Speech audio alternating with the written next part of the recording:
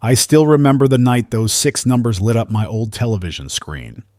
My hands shook so hard I nearly dropped the ticket onto the linoleum floor. $62 million. The figure blinked across my mind like a neon sign I couldn't switch off. For a few minutes I sat frozen in my chair, the hum of the refrigerator the only sound in the house. You'd think a man would jump, shout, maybe call his children. But the very first thought that settled in my chest was colder than the January wind rattling my windows. I can't tell a soul in my family.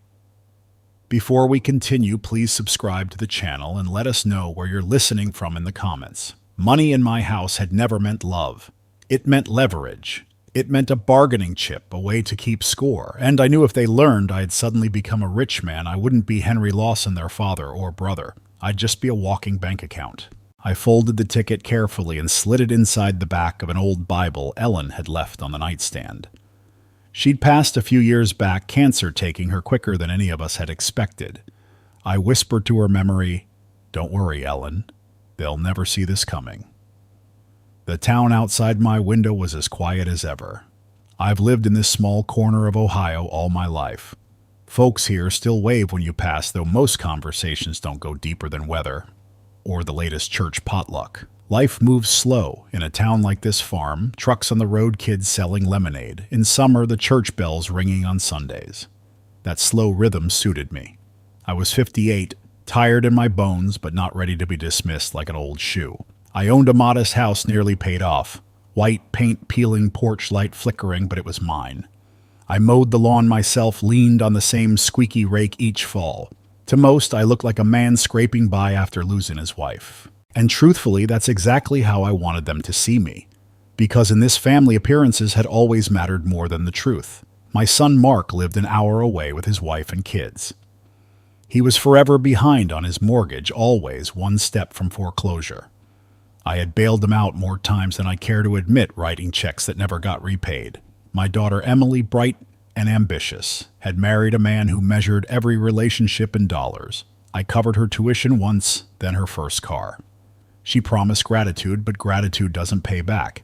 And my younger brother Robert, Lord Robert, was a bottomless well. Every loan he took was just a gift he never intended to acknowledge. His wife Sharon liked to sneer behind her polite smiles as if I was a fool for giving it all. So when I looked at that lottery ticket, my heart didn't swell with joy. It clenched. I thought about each of them sniffing around, finding ways to pry it from me. I thought about the endless arguments, the accusations, the way they'd twist every good thing into an obligation. I sat back in my chair, the ticket safe inside the Bible, and realized this windfall wasn't going to buy me peace. But maybe, just maybe, it could buy me the truth. The next morning I walked to the diner at the corner of Main Street, the place where the coffee is burnt, but the waitress knows your name. I sat in my usual booth, ordered 2 eggs and toast, and listened to the town chatter. Nobody there knew I was holding a fortune in my pocket. To them, I was just Henry the widower, who sometimes brought his grandkids in for pancakes. I liked it that way, but under that quiet surface, something had shifted. I felt the sting of every memory where I'd been used. I thought about Ellen, how she'd always urged me to open my eyes, to stop giving until it hurt. She was the steady one, the compass I'd been missing since she passed. Without her, the family's little betrayals had grown sharper. As I stirred sugar into my coffee, I made a decision. Before I spent a single dollar, I was going to test them. See where their hearts truly lay. If they thought I was broke, if they believed I was about to lose the roof over my head, who would stand beside me? Who would slam the door? That idea stuck with me through the day. I sat on the porch that evening, the sun setting behind the maples, and played the scenarios over in my head. Mark with his practiced excuses. Emily ducking responsibility. Robert circling like a vulture. And maybe, just maybe, someone proving me wrong. I'll admit the thought scared me. What if nobody came through? What if the people I'd bled myself dry for all turned their backs the second I wasn't useful? The answer nearly broke me before I even asked the question. But I needed to know. I couldn't carry this fortune or this burden without the truth laid bare. Inside the house, I pulled down the shades and opened Ellen's Bible again. The ticket lay there, small and fragile, yet heavy as a tombstone. I touched the page where Ellen had scribbled notes from a sermon long ago about honesty, about facing truth no matter how painful. I felt her voice whispering through me. Do it, Henry.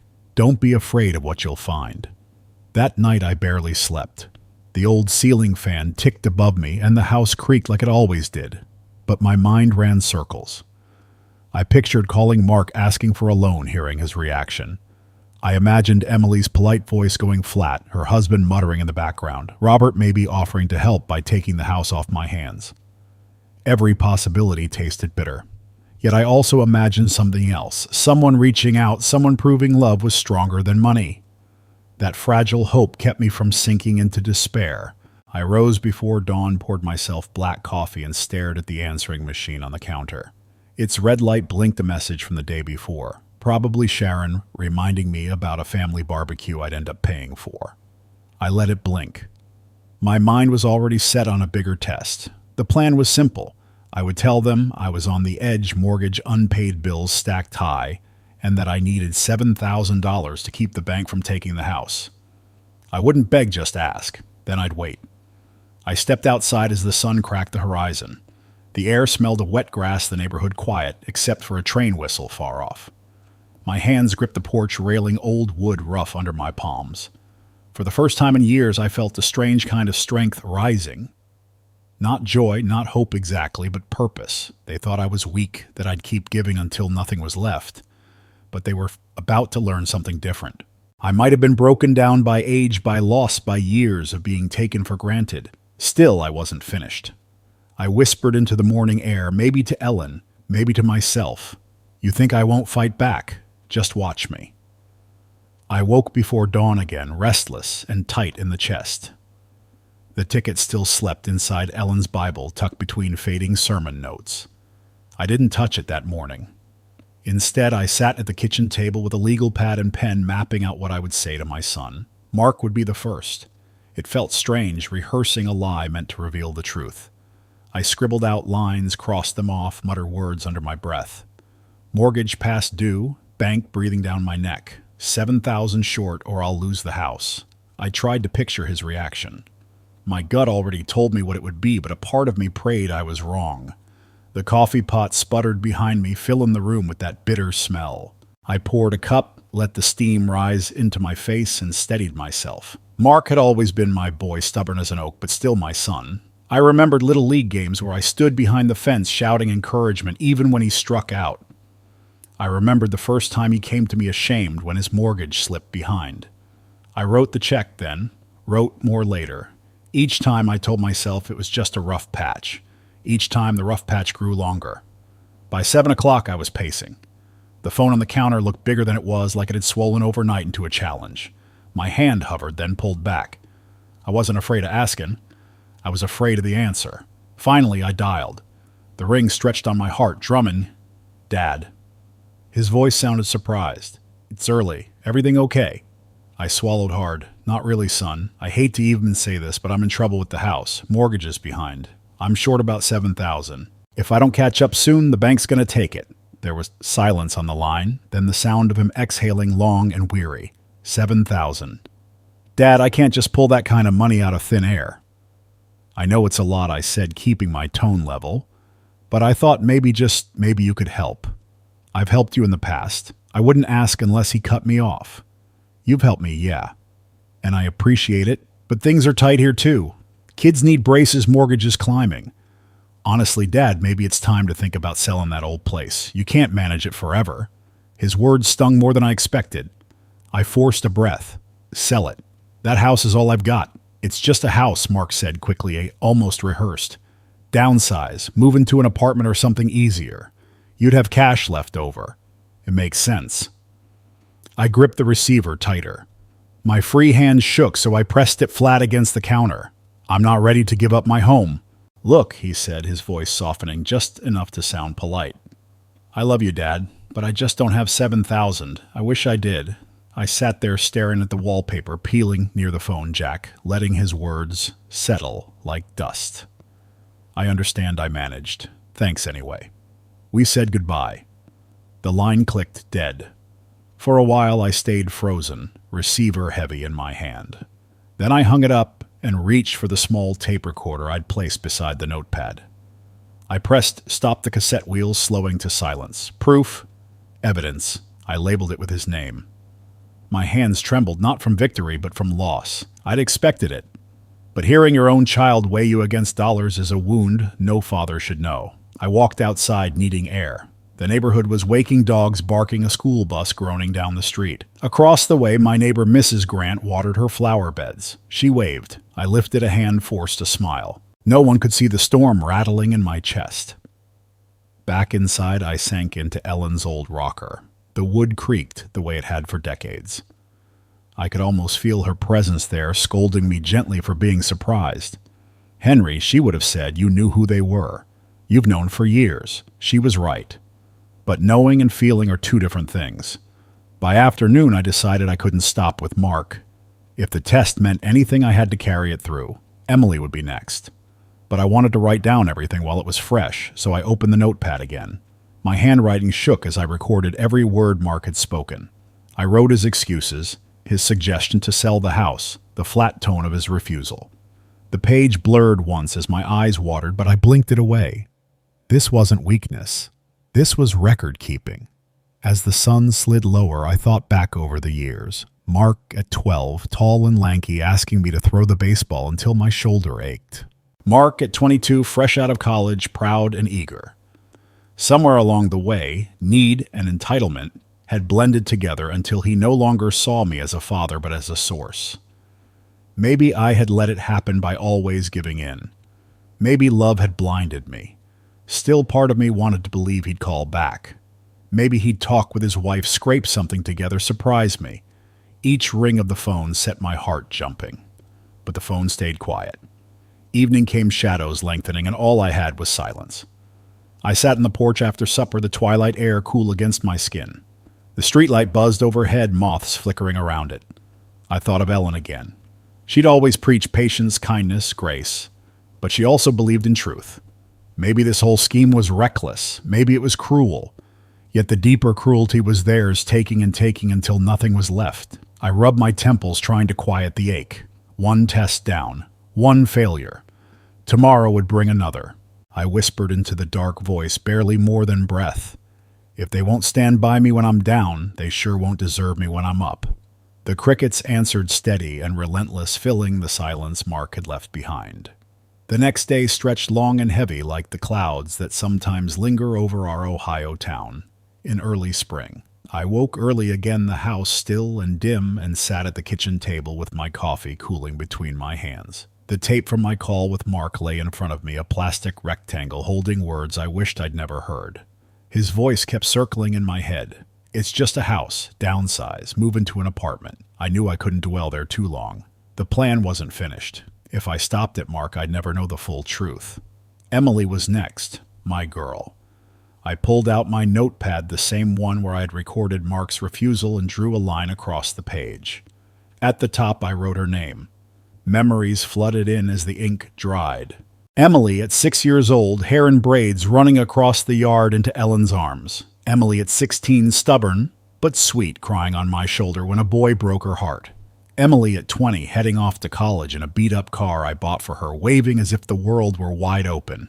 And me always footing the bill, always telling myself it was my job as a father to carry the load. I never minded not then. It felt like love. But love, I've come to learn, can be twisted into an expectation, a ledger that never balances. I rehearsed what I'd say, my mouth dry. This would be harder than calling Mark. Emily had always been the gentler one, at least on the surface, but since marrying Tom, her husband, she'd grown distant. He was the kind of man who talked about investments at family dinners, who checked his watch more than he looked you in the eye. Still, she was my daughter. Somewhere deep down, I hoped she'd prove me wrong. By mid-morning, I picked up the phone. My hand trembled, but I dialed anyway. She answered on the second ring. "Hi, Dad. Everything okay?" Her voice was polite, clipped, like she was balancing the phone on her shoulder while doing a dozen other things. I cleared my throat. "Not really, sweetheart. I hate to ask, but I'm in trouble. The bank's breathing down my neck about the house. I'm behind short about $7,000. If I don't make it up, I could lose the place." Silence hummed, then a sigh. "Oh, Dad." Her voice dropped low and cautious. That's a lot of money." "I know. I wouldn't ask if it weren't serious. I thought maybe you and Tom could help. Just a loan. I'd pay you back." On the other end, I heard muffled words, Tom's voice sharp and impatient. Then Emily returned, her tone cooler. "Dad, Tom says we can't. We're stretched thin, too, with the mortgage and the kids' school. You know how it is." I clenched my jaw. "I do know. I remember paying for your tuition when we didn't have much. I remember driving cross-country so you could start fresh at college." I didn't think twice then. Her silence pressed hard through the line. Finally, she said, "That was different, Dad. You were younger. Things change." I swallowed the bitterness rising in my throat. "So there's nothing you can do?" "Honestly, Dad, I can't. I wish I could, but Tom's right. We need to focus on our family right now." The words "our family" stabbed. Wasn't I still part of that? Or had I been erased, replaced by her new circle or new priorities? I tried one last time. "Emily, this house. It's all I've got left of your mother. Do you remember how she planted those rose bushes out front every spring? They bloomed just like she wanted? If I lose the house, I lose that too." Her voice tightened. "Don't make this harder, Dad. Please, I just can't." There it was. Final, cold, decisive. My throat closed, but I forced out, "All right. Thank you for listening." We said goodbye. The click on her end felt like a door slamming. I stared at the receiver in my hand until the plastic dug into my palm. Then I set it down gently, too gently, because if I moved too fast, the anger might spill out in ways I couldn't control. The tape recorder was waiting. I pressed stop, capturing her refusal forever. Another cassette. Another label. Emily. I leaned back in the chair, pressing fingers to my eyes. 2 children, 2 refusals. The weight of it settled heavy. I walked outside, needing air. The sun was high, bright, but cold. My neighbor's flag snapped in the wind. Across the street, a boy rode his bike in circles, laughing. Life moved on around me as if nothing had shifted, while inside me everything tilted. I sat on the porch steps and pulled out the notepad. I wrote down every word, every hesitation, every excuse. I noted Tom's voice in the background, sharp and cutting. I underlined the phrase, "our family," 3 times. The ink dug grooves into the paper. After a while, I closed the notebook and let it rest on my knee. My mind drifted back to that long drive years ago when I hauled Emily's boxes in my pickup to a campus 3 states away. She had fallen asleep halfway, her head against the window, while I hummed along to old country tunes on the radio. I'd never felt prouder. She was chasing a dream and I was the father making it possible. Now the memory soured. Was I blind all along? Did I mistake dependence for love? I rocked gently on the step, the wood creaking under my weight. A breeze rustled the leaves. For a moment, I thought I heard Ellen's voice again, gentle but firm. "Don't be surprised, Henry. They've shown you who they are." I clenched my fists. Maybe she was right, but I still wished I'd been wrong. Evening came slow. I ate a sandwich alone, the kitchen quiet except for the hum of the fridge. The answering machine blinked once, probably a telemarketer, but I didn't bother checking. I wasn't waiting for calls anymore. Before bed, I pulled out Ellen's Bible again, the ticket safe inside. I touched it, the paper fragile, and whispered, "Not yet. They don't deserve to know." I placed the Bible back and sat in the rocker until my back ached. I stared into the shadows, thinking of Emily's final words. "Sorry, Dad. I just can't." They echoed until sleep finally took me. The day after my call with Emily, the air felt heavier in the house. I had 2 tapes now, each one a record of disappointment. I kept them in an old cigar box. Ellen had once given me the kind with a brass latch that clicked when you closed it. It was strange proof of betrayal, resting in the same kind of box that once held tokens of love. I spent most of the morning walking the yard, trimming branches half-heartedly, waiting for the inevitable. Robert had called the night before, saying he and Sharon would be stopping by. Just to check in, he'd said, but I knew my brother well enough to understand what those words meant. Robert never visited unless there was something in it for him. By the time their car crunched into my gravel driveway, I had already set the small tape recorder beneath the end table in the living room. I smoothed the cushions on the couch and forced myself to breathe. Sharon stepped out first, heels clicking on the stones. She was dressed too sharp for a casual visit, her hair sprayed into place. Robert followed, heavier than he used to be, his shirt stretched tight at the buttons. They both wore the kind of smiles you learn to mistrust, Wide, polite, empty. Henry Sharon sang out, "You're looking... well, you're looking okay." Her eyes darted to the peeling paint on the porch rail, then back to me. Robert clapped my shoulder with exaggerated warmth. "Heard you've been having a rough time, brother. Thought we'd stop by, see how you're holding up." I motioned them inside. "Coffee's on, sit down." We settled in the living room, sunlight slanting through the blinds. The recorder whirred quietly beneath the table. I asked about their drive, their grandkids, the weather filler words to stall the real reason they'd come. It didn't take long. So Sharon began crossing her legs. We heard through the grapevine that things might be tight with the house, I mean. She leaned forward, a voice soft like she was offering sympathy. Robert jumped in. "If you're struggling with the mortgage, Henry, you should have told me sooner. Houses are a lot of work, especially for someone alone. You could take a load off, sell it while the market's still decent." I sipped my coffee, keeping my face steady. "I'm not ready to leave this house. It's all I've got." Sharon tilted her head, lips pursed. "But isn't it better to let go before it breaks you? We'd hate to see you lose it to the bank. It would be such a shame." Robert cleared his throat, leaned closer. "Truth is, I could help. I've got a buddy in real estate. Could move this place quick, cash in hand. Won't be top dollar, but at least you'd walk away with something." There it was, the vulture, circling, offering scraps from my own table. I set my cup down carefully. "What kind of number are we talking?" Robert rattled off a figure that made my stomach twist. Barely half of what the house was worth, even in its worn state. He said it like he was doing me a favor. Sharon chimed in, nodding. "Think about it, Henry. No more bills piling up, no more leaky roof, no more lonely nights in this big place. You'd be free." Her words slipped like poison, sweet on the tongue, but deadly underneath. I leaned back, studying them. Their smiles were thin eyes glinting with calculation. This wasn't concern. This was opportunism dressed in Sunday clothes. I thought of Ellen, then how she used to warn me about Robert. "He'll take until there's nothing left," she'd said once, after another loan vanished without repayment. I hadn't wanted to believe it, but here he was trying to gut me of the last piece of security I had. I forced a weary sigh, playing my part. It's tempting, I'll admit, but it's hard to put a price on memories. Robert waved a hand. "Memories don't pay the bills, Henry. You can't hold on forever." For a long moment, none of us spoke. The air grew thick, the tick of the clock on the wall loud enough to notice. Finally, I stood.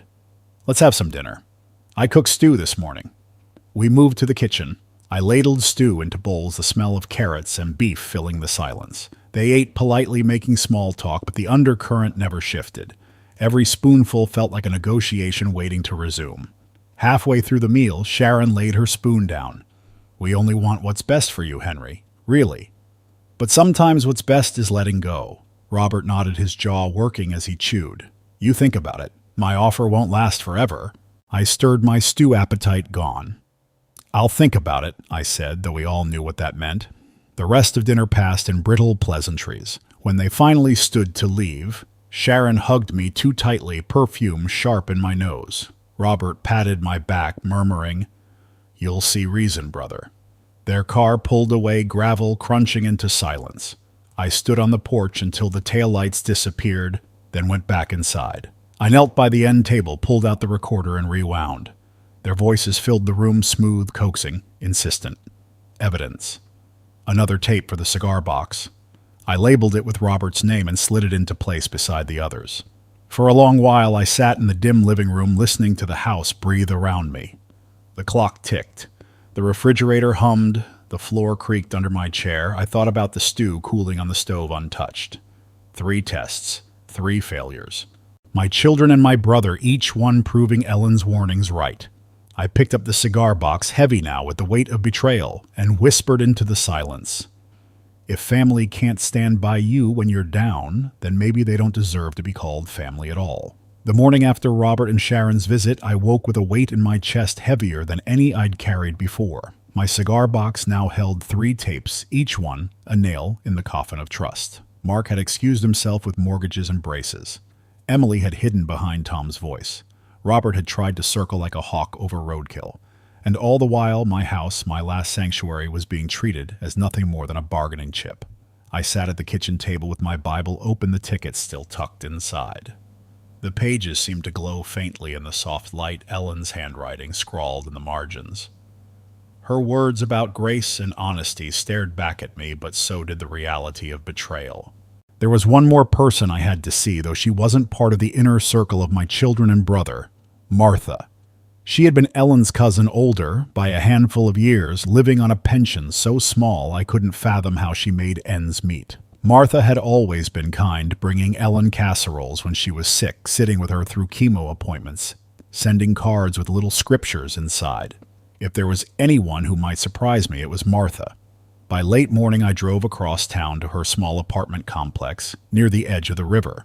The building was plain brick, the kind where retirees lived on Social Security and made do with what they had. The hallway smelled faintly of laundry detergent and old carpet.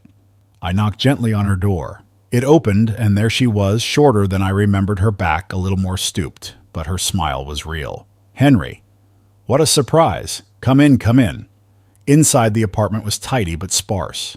A small recliner faced the television, a stack of church bulletins on the coffee table. Potted plants crowded the windowsill, their leaves reaching for light. We sat, and she fussed with tea bags, apologizing that she didn't have cookies baked. I waved it off. Just sitting there with someone who wasn't calculating in their eyes felt like a relief. After small talk, she reached across the table, her hand light on mine.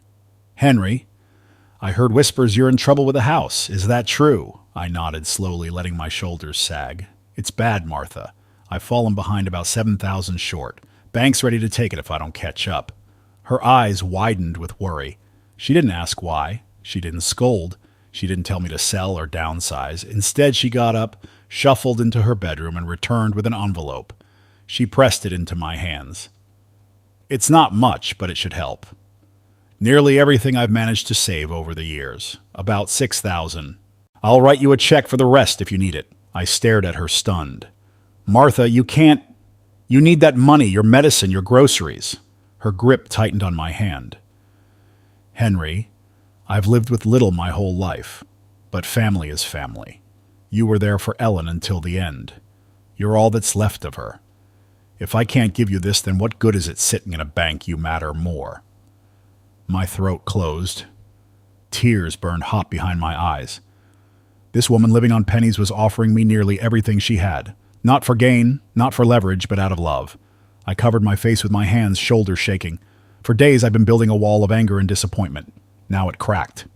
The contrast between Martha's generosity and the greed of my own blood was too much. I wept the sound rough and broken the way a man cries when he's lost and found something in the same breath. She pulled my hands down gently, her eyes shining. "Henry, don't you carry this burden alone. Ellen wouldn't want that. She'd want you to know you're still loved." I squeezed her hand, words stumbling. "You're the only one, Martha. The only one who hasn't turned away. God forgive me, but it hurts." She leaned back, nodding slowly. "Sometimes it takes loss to see who truly stands beside you. Don't be bitter, Henry. Just be wise." We sat in silence, the weight of her words settling deep. The tea went cold. A train whistle blew in the distance. Finally, I slid the envelope back toward her. "Keep it. Just knowing you'd offer. That's enough. You've given me more than money ever could." She frowned, ready to protest, but I raised a hand. "Please, let me hold on to the gift of your heart. That's more powerful than any check."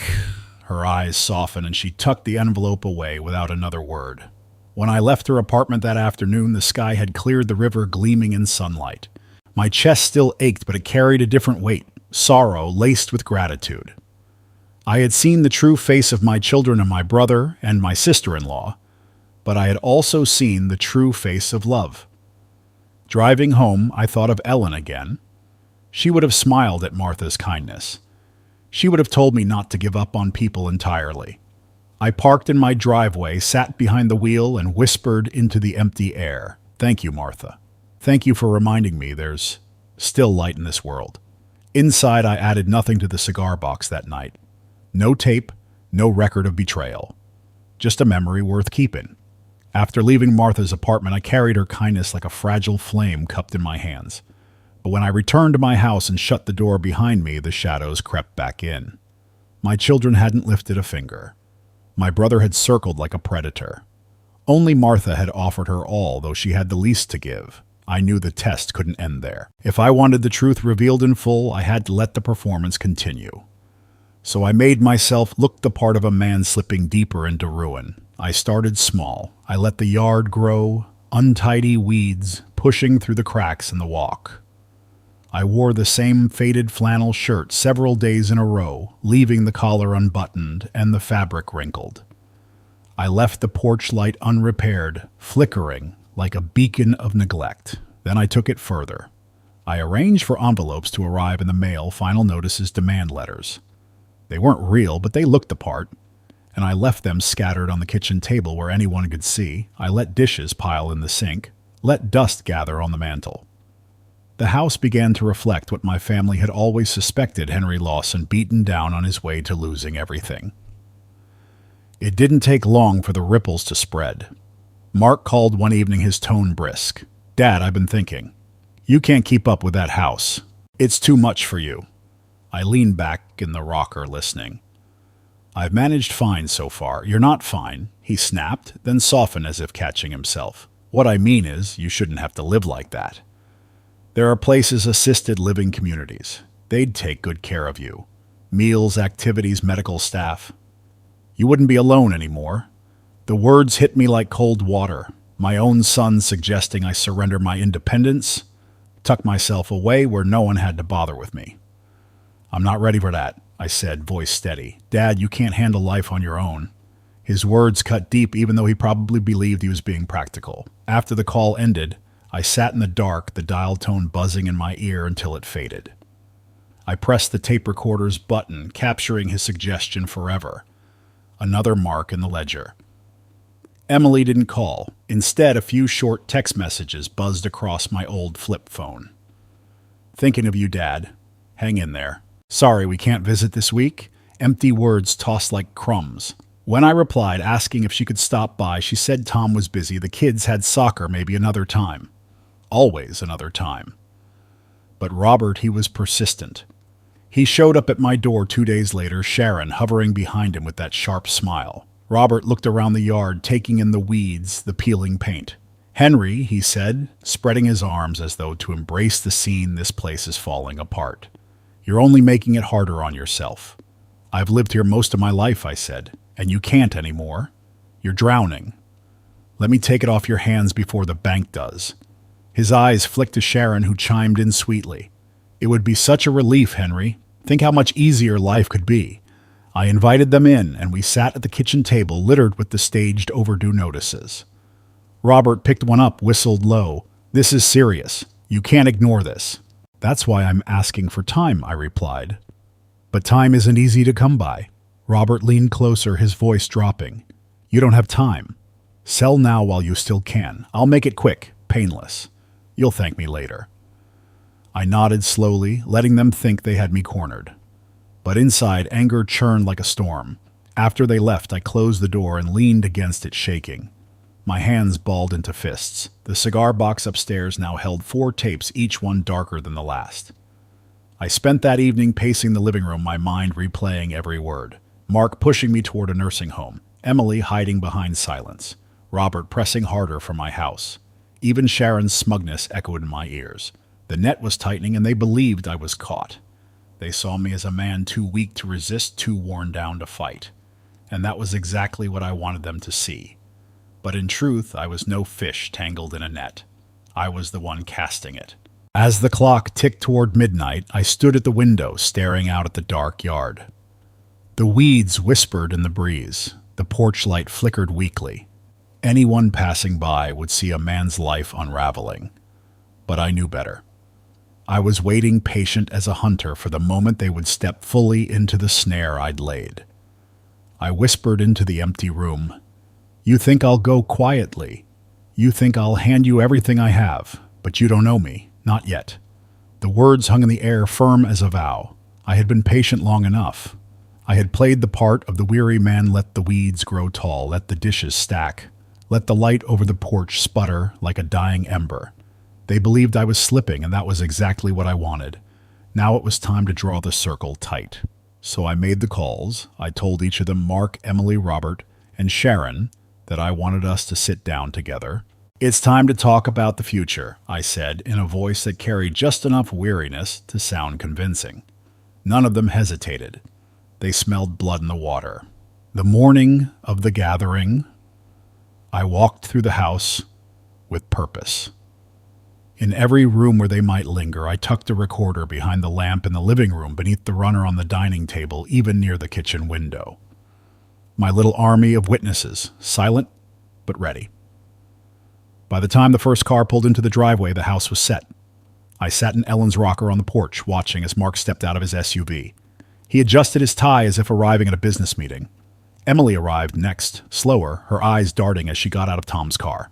She hadn't brought him along. Maybe she thought his absence would make her seem more sympathetic.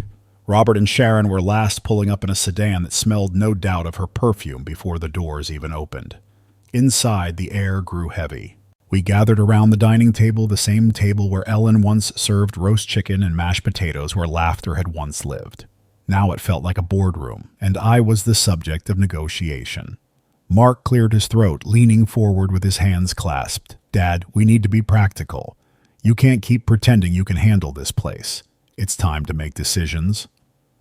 Sharon smirked, tapping her manicured nails against the table. "Decisions you should have made months ago. Really, Henry, letting it come to this? It's embarrassing." Emily sat, quiet eyes lowered to her lap. She toyed with her phone, pretending to check a message, though the screen was dark. Robert unfolded a sheet of paper, sliding it across to me. I ran the numbers. "Given the state of the house and the debt you've stacked up, this is the best offer you're going to get. Sign here and we can close before the bank does." I looked at the paper without touching it. His handwriting was neat, the dollar figure neat too, but neatness couldn't hide how insulting it was. Barely enough to cover a fraction of the home's worth.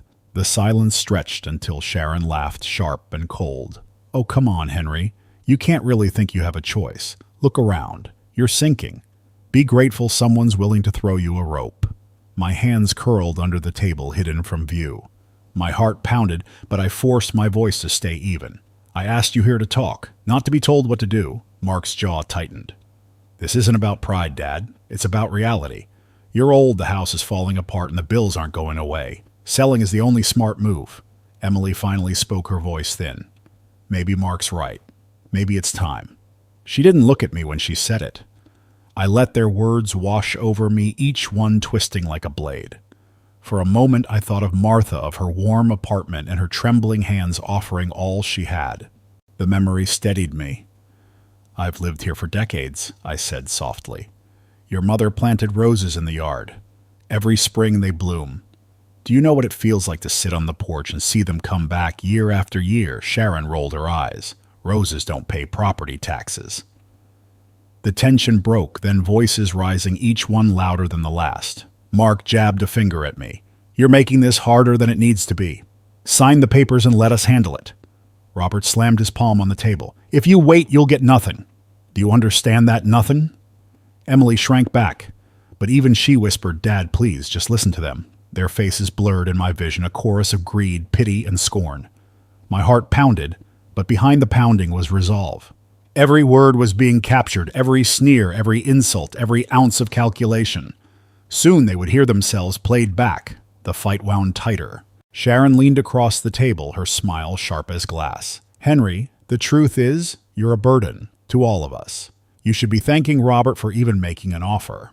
For a moment the room went silent, her words settling like ash. Then Mark spoke again, voice hard. "Dad, we're not leaving until you agree, so stop dragging this out." I looked at them, my son, my daughter, my brother, my sister-in-law, and I felt something inside me shift. I had once believed family was a rope that held you steady. Now I saw it could be the same rope that tightened around your neck, but I wasn't choking, not yet. I leaned back in my chair, let the silence stretch. Their impatience filled the room like smoke. Finally, I said quietly, "Be careful what you say in this house. The walls are listening." They exchanged glances, confused, but I only folded my hands and waited. The trap was nearly ready to spring. The silence after my warning hung in the air longer than any of them expected. I could see it in their faces. Mark frowning. Sharon rolling her eyes, Robert scowling as if he'd just been inconvenienced, and Emily shrinking further into herself. They didn't know what I meant, not yet. But they would. I leaned forward slowly, resting my elbows on the table. You've all said a lot today, I told them. More than you realize. Maybe it's time you hear yourselves the way I've been hearing you. Before they could respond, I reached under the table and pressed the button on a small black device, hidden beneath the runner. The faint click filled the silence, followed by a crackle. Then unmistakably, Sharon's sharp voice burst into the room. Henry, the truth is you're a burden to all of us. The color drained from her face. Robert sat up straighter, his hand balling into a fist on the table. Emily's mouth opened slightly, eyes darting from me to her brother and back again. I pressed another button and Mark's voice poured out, clipped and cold. Dad, you can't handle life on your own. You belong in assisted living. Mark's jaw worked, his eyes narrowing as if he could glare the sound into silence. I let the recordings run, each one spilling ugliness into the air. Emily's soft refusal hiding behind Tom's name. Robert's offer to buy the house cheap, the glee in Sharon's laugh. One after another, the words stacked like bricks, building a wall they couldn't climb. Finally, I stopped the machine. The house went quiet except for the faint hum of the refrigerator. Mark was the first to speak, his voice sharp. You had no right to record us. No right, I let out a bitter laugh. You came into my home, tore me apart piece by piece, and I have no right to hold you to your words. You've been showing me exactly who you are. I just made sure you'd have to face it. Emily shifted in her chair, her voice trembling. Dad, I didn't mean I cut her off, my tone steady. You meant every word. You chose not to stand with me. You chose convenience over compassion. All of you did. Sharon slammed her hand against the table, her rings clattering against the wood. This is entrapment. You set us up. Set you up. I shook my head slowly. No. I gave you the chance to do the right thing. You all made your choices. Robert leaned forward, his face red. You think this makes you noble? Playing games with us like some sort of test? It wasn't a game, I said, my voice low but firm. It was my life, and you've shown me exactly what I needed to see. The tension boiled over. Mark stood his chair, scraping back. This is ridiculous. We came here to help you, and you twist it into some kind of trial. To help me, I snapped. You wanted to ship me off. Take my home, wash your hands of me. That's not help. That's abandonment. Emily's eyes filled with tears, but she didn't speak. She only stared at the table as if ashamed, as if afraid of what would come next. I pushed my chair back and rose to my feet. My knees ached, but the weight I carried made me stand taller than I had in years. I looked at each of them one by one. From this day forward, I said clearly, each word measured. You will get nothing from me. Not a dollar, not an acre, not a memory, nothing. The room erupted. Sharon shouted first, her voice shrill words tumbling over themselves. You selfish old fool, after everything we've done for you. For me, I cut in. Tell me, Sharon, what exactly have you done for me? Her mouth snapped shut, rage flashing in her eyes. Robert slammed his fist onto the table so hard the salt shaker toppled over. You can't do this. We're your family. Family. I repeated the word sour on my tongue. Family doesn't circle like vultures. Family doesn't leave you to drown while they measure what they can take. You forfeited that title the moment you showed me what you valued more than blood. Mark's face was red, his voice tight with fury. You'll regret this, Dad. You'll regret turning your back on us. I met his glare without flinching. No, son. I regret believing for so long that you'd be there when I needed you most. That's what I regret. Emily finally lifted her head, her voice barely a whisper. Dad, please don't cut us out completely. Her words might once have softened me, but not now. I shook my head slowly. You made your decision when you turned your back. You can't undo it with tears. The room buzzed with their anger, their disbelief. But underneath it I felt something shift inside me, a release, a breaking of chains. For the first time in years, I wasn't pleading or bending. I was standing even if it meant standing alone. I reached for the little recorder, pocketed it, and walked to the doorway. This meeting is over. You know where you stand. And now so do I. Behind me, voices rose again, Robert cursing Sharon, yelling Mark, demanding Emily, sobbing softly. But I didn't turn back. The walls had listened. Now they had spoken. When the shouting finally dulled into a bitter hum, I stood by the doorway, my hand resting on the frame. My heart hammered, but my voice stayed even. I had given them the truth, stripped bare with their own words, and they still clawed and spit like cornered animals. I thought maybe the silence after my declaration would be enough. But as I watched their faces contort, saw the fury and panic mingled together, I realized they hadn't learned a damn thing. Mark was pacing his tie, pulled loose, cheeks flushed. Sharon fanned herself, dramatically muttering under her breath. Robert's fists clenched and unclenched, the veins on his neck standing out. Emily dabbed her eyes with a tissue, whispering, "Please, Dad, don't do this," as though begging could erase what she had already done. I could have let it end there. Could have left them stewing in their shame, though shame was the last thing I truly saw. But Ellen's face came to me as clear as the day she left this world. She had always told me, "Don't let them write the ending for you, Henry. Take the pen back." So I did. I stepped back into the room, reached into my pocket, and pulled out the envelope. The paper was worn soft from being folded and unfolded.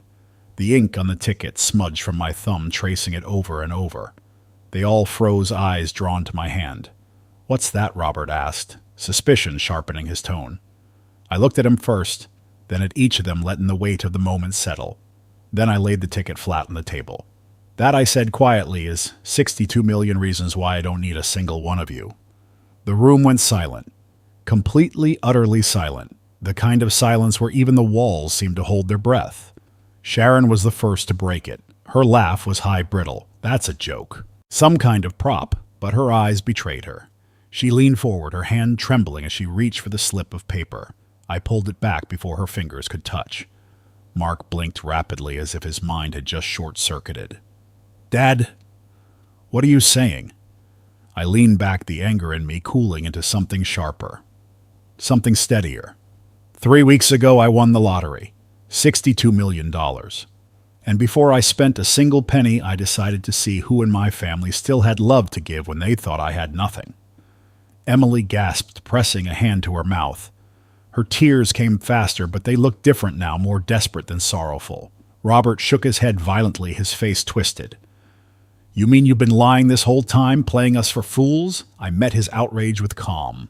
"I gave you every chance to stand by me, to prove that family meant something more than money, and you failed. Every last one of you." Mark's voice cracked as he spoke softer than before. "Dad, wait. We didn't understand. We thought you needed tough love, that you'd stop." I raised a hand. "You wanted to shove me into a home. You wanted me out of this house so you could pick its bones clean. Don't stand there and dress it up as care." Sharon's mask slipped entirely. Her voice rose shrill and sharp. "You set us up, Henry. You tricked us. Who does that to their own family?" I laughed once dry, the kind of man who's tired of being used. Emily pushed her chair back and stood, tears streaking her cheeks. "Dad, please. I was wrong. I should have been there. I'll do better. We can start over." Her words ached against my ribs because once upon a time I would have given anything to hear them. But they came too late, dripping with the scent of $62 million. Robert slammed both hands on the table, rattling the salt and pepper shakers. "You enjoyed this, didn't you? Watching us scramble, watching us beg. You're cruel." I locked eyes with him. "No, Robert. Cruelty is a brother circling his siblings' home like a vulture. Cruelty is a son who sees his father as a burden, not a man.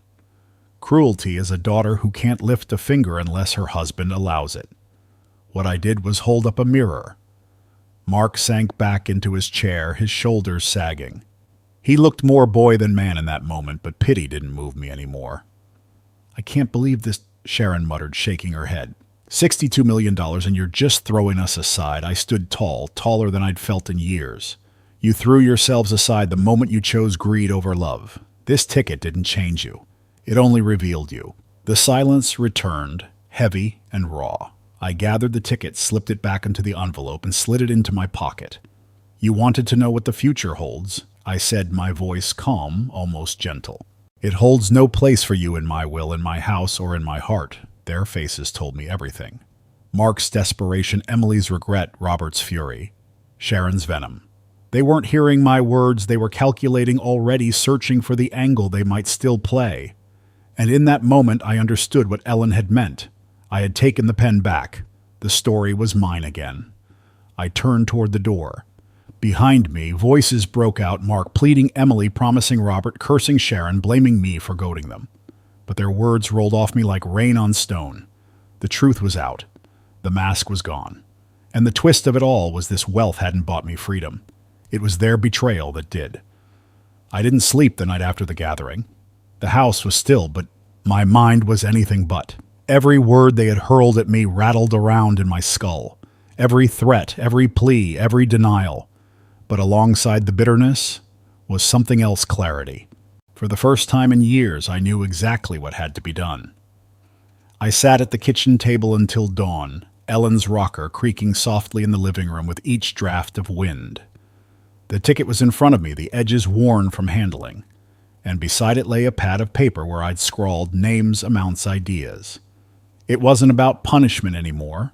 It was about setting the story straight, about drawing a line between what was toxic and what still had value in my life. By the time the sun came up over the maples outside, I had made my decision. The next morning, I drove into town. My first stop was the office of an attorney I trusted, an old acquaintance from church named Wallace. He was a calm man, the kind whose voice never rose above a steady drawl. I laid everything on his desk: the ticket, the scribbled notes, my plan. He listened without judgment, nodding occasionally, until finally he said, "Henry, you've thought this through. If this is what you want, we'll make it ironclad." And so we did. I signed papers that morning that would create a charitable foundation in Ellen's name. The Ellen Lawson Foundation, dedicated to hospice care and scholarships for nursing students, two things close to her heart. Every cent of the winnings would go into that foundation. Not a dime would line the pockets of those who had already shown me their colors.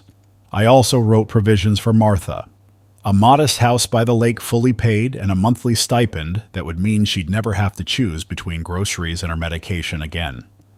I could almost hear Ellen's laughter when Wallace slid the papers across for my signature. When it was done, a weight lifted from me. For years, money had been used as a chain. Mark needing bailouts, Emily needing tuition, Robert needing rescue from his own poor choices. Now the money wasn't a chain anymore.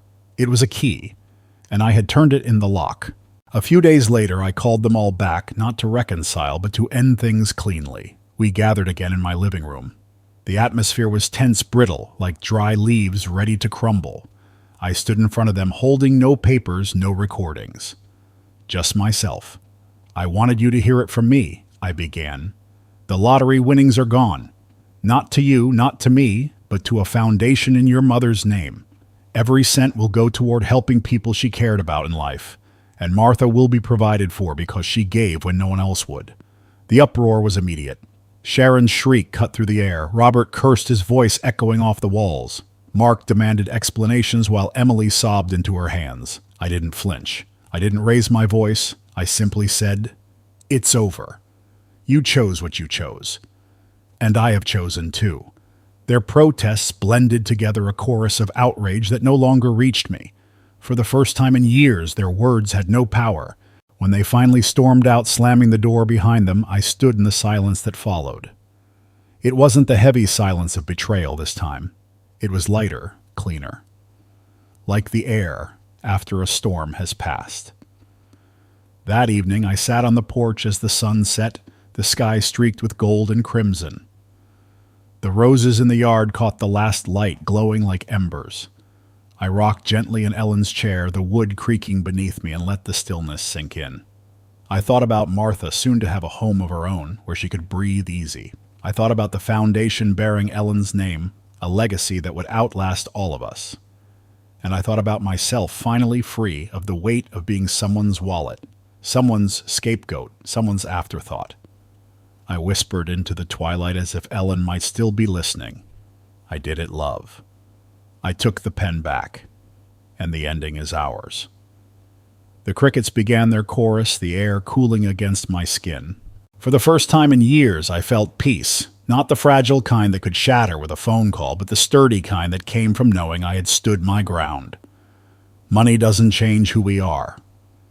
It only shows the truth. And the truth at last had set me free. Henry's journey reminds us that love cannot be measured by money or possessions. Family bonds are meant to be rooted in care, loyalty, and sacrifice, but when greed takes over, the truth will eventually surface. His children and brother failed the simplest test to stand by him when he appeared to have nothing. In contrast, Martha, who had the least, gave the most, proving that compassion is worth more than any fortune. The lesson is clear: wealth reveals character. It doesn't change it. Those who exploit others for personal gain may temporarily succeed, but their actions strip them of trust, respect, and dignity. On the other hand, those who give selflessly, even in small ways, create a legacy of love that endures. In the end, Henry found freedom not in $62 million, but in reclaiming his dignity, choosing justice, and leaving behind a story anchored in truth. If you enjoyed this story, please like the video, subscribe to the channel, and share your thoughts in the comments. To listen to the next story, click on the box to the right.